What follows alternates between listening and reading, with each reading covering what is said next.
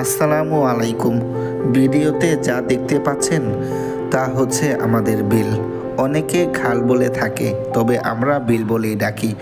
আমাদের এই বিলে আসার কারণ হচ্ছে এই ক্ষেত। আমাদের একটি ক্ষেত রয়েছে। এই ক্ষেতে কিছুদিন আগে প্রচণ্ড পানি ছিল, যেখানে সাঁতার কাটতে হতো। এখন হাঁটুর একটু উপরে পানি নেমে এসেছে। এই বিলে আমাদের এই ক্ষেতে কচুরিপানা দিয়ে ভরা ছিল। আমরা পরিষ্কার করেছি এবং সেই কচুরিপানা দিয়ে দুই পাশে বাঁধ দিয়ে রেখেছি, যেন আর কোনো কচুরিপানা ক্ষেতের ভিতরে আসতে না পারে। এবং কি এটার জন্য মাছ ধরাতেও সুবিধা রয়েছে। আমাদের ক্ষেতের মাছগুলো অন্য জায়গায় যেতে পারবে না। আর আমাদের এই বিলটি অনেক বড়। আমাদের এই বিলে বছরে একবার ফসল করা যায়। অন্যথা বর্ষাকাল যখন থাকে তখন কোনো ফসল এখানে করা যায় না।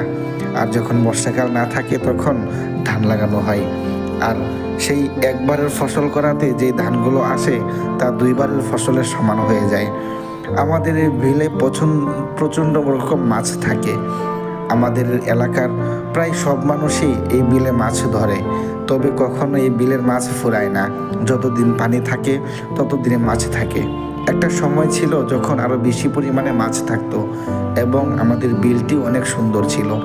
এখন যার যার জায়গা ছিল তারা সবাই মাছের ফিশারি করে ফেলেছে, তাও এক একটা বড় বড় ফিশারি। এই ফিশারিগুলোর কারণে আমাদের ক্ষেতে, আমাদের বিলের আগের মতো মাছ হয় না। আর এই ফিশারিগুলো বিলের সৌন্দর্যকেও নষ্ট করে দিয়েছে। আগে যে পরিমাণ জায়গা নিয়ে বিলে পানি থাকতো, মাছেরা চলাতে সহজ হয়ে যেত, তাই বেশি মাছ ছিল আর আমরাও বেশি মাছ ধরতে পেরেছি। আর এখন বিলে ফিশারি হওয়ার কারণে আগে পানি যেরকম স্বাধীন ছিল, চলাফেরা করতে পারতো, এখন আর সেটা হয় না। তাই বর্ষাকাল আসলে আমাদের গ্রামের বিভিন্ন জায়গায় পানি জমে থাকে, কারণ আগের মতো আর পানি বিলে সহজে নামতে পারে না।